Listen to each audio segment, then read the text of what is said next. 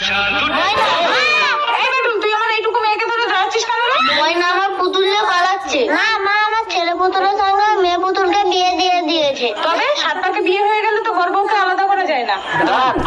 বাবা, সাত পাক ঘুরে বিয়ে হয়ে গেলে যদি আলাদা করা না যায়, তাহলে পুতুল কোলে নিয়ে তো আপনার মেয়ের সাথেও আমার ছেলে সাত পাক ঘুরেছে। আমিও তাহলে ওকে ছেলের বউ করে বাড়ি নিয়ে চলে যাবো।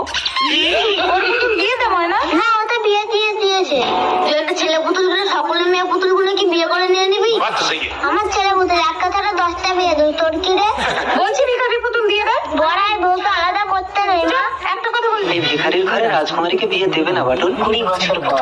ময়না, ময়না, ময়না, কে? আমি তোমার স্বামী। আমি আবার কবে বিয়ে করলাম? মনে আছে ময়না, ছোটবেলায় পুতুল খেলার ছলে আমি তোমাকে বিয়ে করেছিলাম। বাটুল, ঘরে চলো ময়না। ভিখারি, তোর সাহস তো করলো তুই আমার বাড়িতে এসে আমার মেয়ের হাত ধরে টানিস? ময়না আমার বিবাহিত স্ত্রী। এই চুপ কর, তোরা